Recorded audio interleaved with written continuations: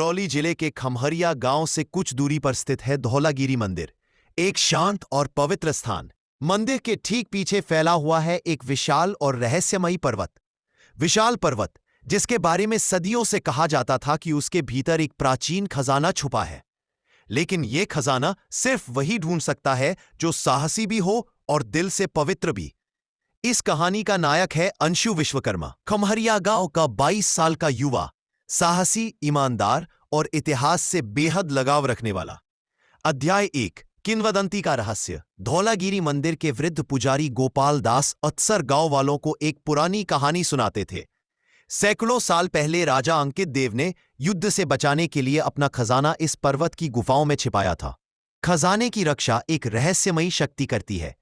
जिसे लालच होगा वो कभी वापस नहीं लौटेगा। गांव के लोग इसे सिर्फ कहानी समझते थे, पर अंशु मानता था कि हर कहानी में सच छिपा होता है।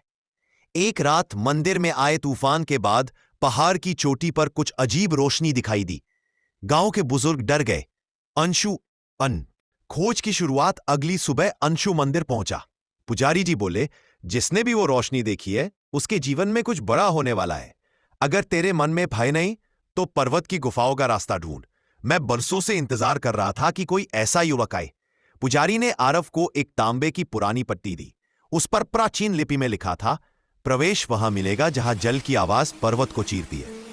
अंशु को समझ आया, पहाड़ में बहने वाली छुपी जलधारा ही रास्ते का संकेत है। अध्याय 3, विशाल पर्वत की चढ़ाई। अगले दिन भोर में अंशु अकेला निकल पड़ा। विशाल पर्वत उतना ही खतरनाक था जितना सुंदर। घना जंगल, बड़े बड़े पत्थर, जंगली जानवरों की आवाजें, ऊंचाई पर अचानक ठंडी हवाएं। चलते चलते उसे एक जगह गिरता हुआ पानी दिखा, लेकिन अजीब बात, पानी दिखाई नहीं दे रहा था, केवल आवाज आ रही थी। वह आगे बढ़ा, झाड़ियों को हटाया और एक संकरी दरार से अंदर गया। वहां अंदर एक छुपा हुआ झरना था। झरने के बगल में एक बड़ा पत्थर था जिस पर वही तांबे की पट्टी जैसी आकृतियां बनी थी। अंशु ने पट्टी उस पत्थर पर लगाई, पत्थर हिलने लगा और एक गुप्त द्वार खुल गया। अध्याय 4, रहस्यमयी सुरंग। अंदर एक लंबी अंधेरी सुरंग थी। दीवारों पर प्राचीन चित्र उकेरे थे, सैनिकों की कतारें, युद्ध के दृश्य, पहाड़ के अंदर बने कक्ष। खजाने के रक्षक कुछ दूर जाते ही उसे एक जगह 2 रास्ते मिले। दीवार पर लिखा था, सत्य का मार्ग बाएं, असत्य का दाएं। अंशु ने बिना सोचे बाएं रास्ता चुना।